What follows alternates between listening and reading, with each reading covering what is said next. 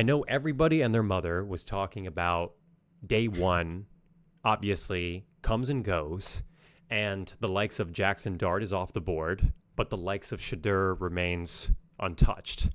And the conversation after day one, majority of what I was reading and what I was seeing was the questions on talent and the questions on character slightly. Now, day two comes and goes, and at one point, Joel Klatt was kind of pestered by the casters of the draft. The question became with Shedeur whether something was going on behind the scenes.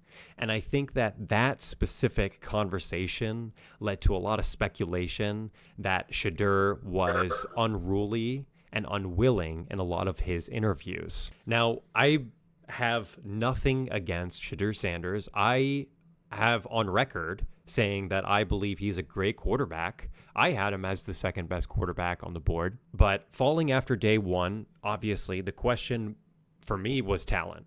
It was, okay, well, a couple of these teams definitely did not see what I saw, and maybe his talent isn't there. After day two, the question was no longer the talent.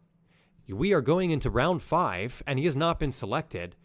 And a lot of these quarterbacks, even the ones that were selected by Cleveland themselves, who took him in the 5th, Dylan Gabriel in the 3rd round, and they got a ton of offensive weapons. They have Harold Fannin, who honestly destroyed Penn State when Bowling Green came to visit. They have Quinshon Judkins, who is a downhill runner, who's a scary guy, and Dylan Sampson, who is a workhorse, also terrifying SEC running back. So they have all these, and then you take Shedeur in the 5th.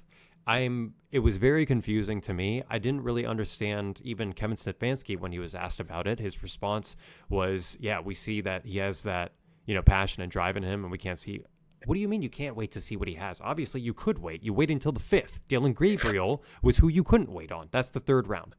Now that's what I got on Shedeur. What can you talk to me about Shedeur for a second? So the thing with Shedeur, and I just think with the class overall, specifically the QBs, is they're not as talented as previous years, specifically last year. And a lot of the times, when a prospect is really talented, you'll look the other way when it comes to the off the field issues, the character issues, especially for other positions. Quarterback doesn't have as much leeway. The thing with Shedeur is that let's face it, his personality is very pompous. He is Dion's son. There's nothing wrong with being very confident. But at times it can be taken as arrogance, and it can kind of look like more of a negative than a positive, especially when you want this guy to lead your franchise, lead your team. You heard him on the podium at the combine. He was talking about, don't draft me if you don't want your culture to be shifted and if you don't want to change your franchise. His dad was doing interview runs during the Super Bowl talking about how they're going to choose the team that he goes to, and that there's certain teams that they're not going to allow Shedeur to play for. Now, he's not, unfortunately, I don't think he's that talented of a prospect for you to, say those things and make those decisions and put yourself out like that. So I agree with you. I don't think it's a talent thing, but once he slips past day one and then day two, now you're basically talking about drafting a guy who's going to be a backup quarterback who has all this noise around him. Look at the Patriots, right? They picked up Cam Newton, and then they got Mac Jones. The second Mac Jones became the starter, Bill Belichick let go of Cam Newton, because nobody wants a guy like that in their locker room. Is going to draw all the attention, distract the starting QB. You don't need all that unnecessary noise.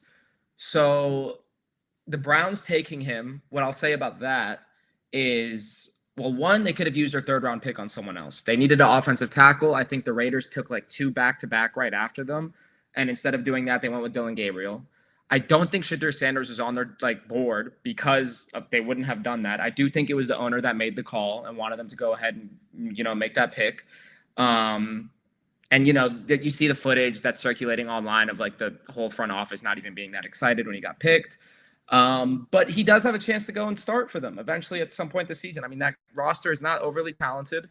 He'll basically be competing with Dylan Gabriel for that QB2 spot, and Flacco will probably be the starter. And from there, we'll see if he gets some playing time. I do think he gets some playing time eventually, but he definitely got humbled in this process. And unfortunately, like I said, he's just one of those prospects that, you can't overlook the comments and the off the field stuff according to his talent. He's not talented enough of a prospect for you to do that. But Hey, man, I'm really excited for him. I do think it wasn't the worst landing spot. I do think the Browns probably should have strategized this draft a little bit better if they were going to go ahead and take Shedeur.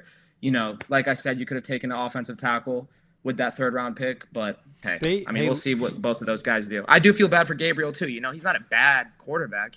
For all we know, he could go ahead and win the job too. So it'll be good for both of them, I think.